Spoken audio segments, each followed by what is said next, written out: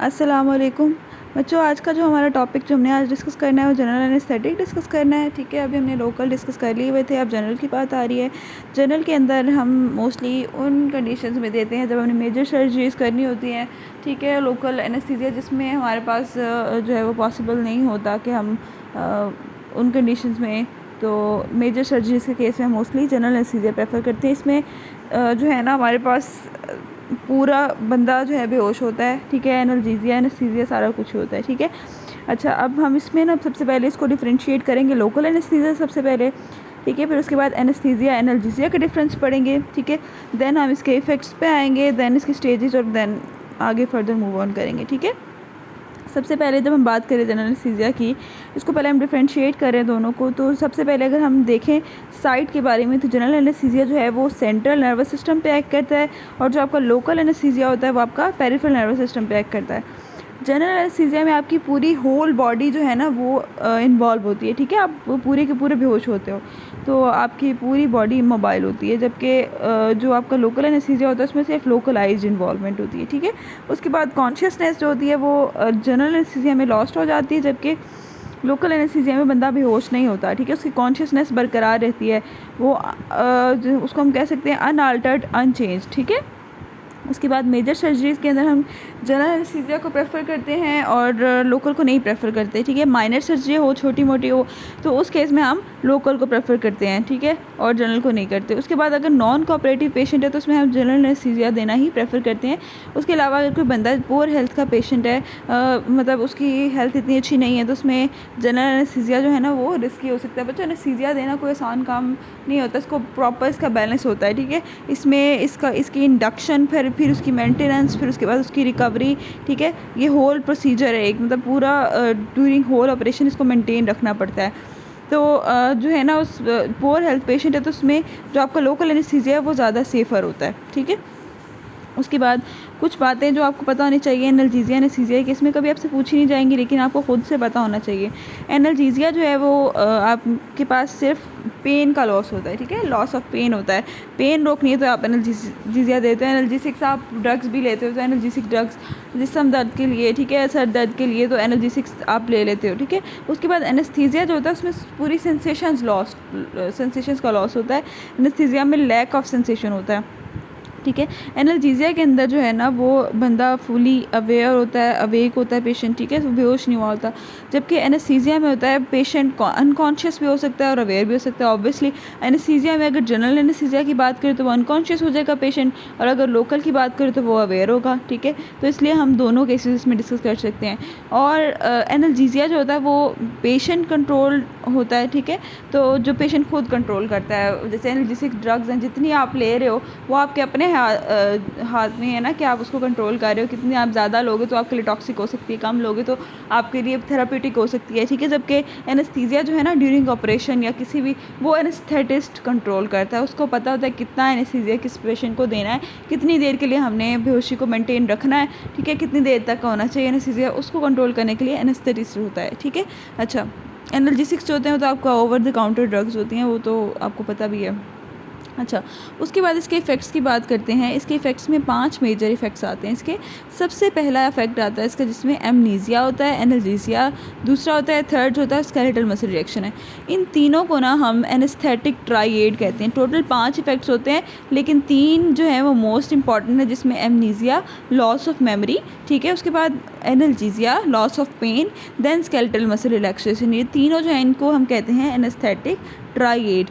ठीक है, anaesthetic triad हो गया। उसके बाद जो है वो ये देखें, ठीक है, इसमें एमनीजिया, एनाल्जेसिया और रिलैक्सेशन होती है। ठीक है, उसके बाद बाकी 2 जो है उनके अंदर अनकॉन्शियसनेस और इनहिबिशन ऑफ ऑटोनॉमिक रिफ्लेक्सेस, ये 2 चीज़ें हमारी और आती हैं। ठीक है, उसके बाद एनजी ट्यूब डालते हैं बंदे को सर्जरी से पहले, और उसके अलावा यूरिनरी कैथेटर जिसको हम फॉलिस ट्यूब कहते हैं, ठीक है, वो आप डालते हैं, तो वो इसका बताया हुआ है। उसके अलावा जो है एनेस्थीसिया का बताया हुआ है कि एनेस्थेटिस्ट जो होता है ना वो एक लाइफ सेविंग होता है पर्सन, तो लाइफ सेविंग फील्ड है जिसमें जो एनेस्थेटिस्ट होता है वो मेंटेन करता है आपके ड्यूरिंग सर्जरी आपके एनेस्थीसिया को। ठीक है, इसकी स्टेजेस क्या होती हैं?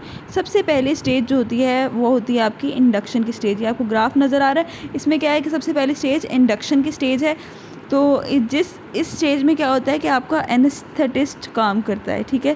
पहले इंडक्शन करवाता है, प्रोपोफोल वगैरह दे के कि वो इंड्यूस हो जाए, ठीक है। तो बेहोशी आनी शुरू होती है, ठीक है। उसके बाद नेक्स्ट हमारा फेज़ आता है जिसमें एक लेवल अचीव हो जाता है इस पॉइंट पे आके, ठीक है। उसके बाद एक फ़ेज़ आता है जिसको हम कहते हैं मेंटेनेंस का फ़ेज़, ठीक है। मेंटेनेंस के फ़ेज़ में आपका सर्जन जो है वो काम अपना स्टार्ट करता है, सर्जरी करता है, और जब तक सर्जरी कंप्लीट नहीं होती उसको मेंटेन करना एनेस्थेटिस्ट का काम होता है। एनेस्थेटिस्ट ने मेंटेनेंस करनी है उसकी कि कितना है इसको एनेस्थीसिया देना है, और जो उस ड्यूरेशन में काम करता है वो आपका सर्जन काम करता है, ठीक है। उसके बाद जब उसको दोबारा होश में लाना है, रिकवरी, उसका एक फ़ेज़ आता है, ठीक है। इसको कहते हैं हम रिकवरी फ़ेज़।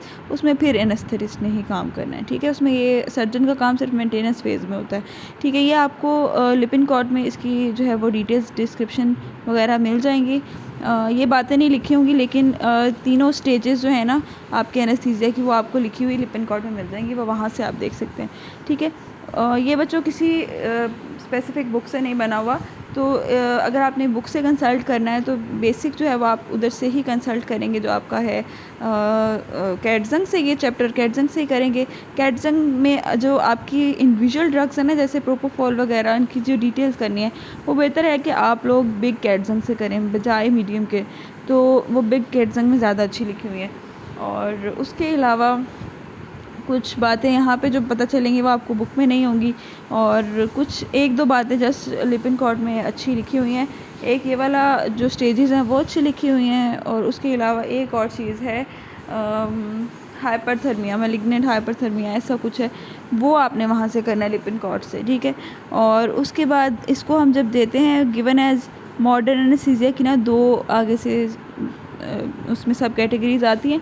एक आता है मैक होता है मॉनिटर्ड एनेस्थीसिया केयर, ठीक है। मैं एनेस्थीसिया को की मेंटेनेंस के अंदर ना मॉनिटर्ड एनेस्थीसिया केयर का बहुत रोल है। इसके अंदर हम क्या क्या चीज़ें करते हैं मॉनिटर्ड एनेस्थीसिया में, जो है ना, एक तो सूटेबिलिटी ऑफ द प्रोसीजर देखते हैं, ठीक है। उसके बाद पैरामीटर्स हम मेंटेन करते हैं। एक बंदे की during surgery oxygen supply proper हो, उसका बीपी नॉर्मल हो, पल्स नॉर्मल हो, रेस्पिरेटरी रेट नॉर्मल हो, ठीक है। पेशेंट लाइटनिंग, ठीक है। ये चारों चीज़ें जो आती हैं ना पेशेंट लाइटनिंग में आती हैं, ठीक है।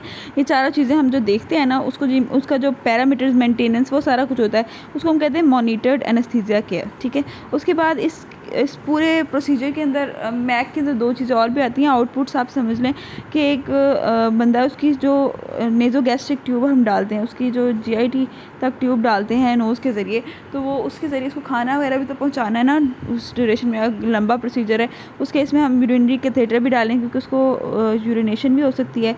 तो ये दो आउटपुट्स होते हैं। एक यूरिन होता है जिसमें फॉलिक कैथेटर जिसकी वजह से हम डालते हैं, उसके अलावा नेज़ोगैस्ट्रिक ट्यूब होती है एनजी ट्यूब जिसकी वजह से हम वो क्या कहते हैं फूड उसको देते हैं, ठीक है। अच्छा, उसके बाद दूसरी चीज़ है बैलेंस एनेस्थीसिया, ठीक है।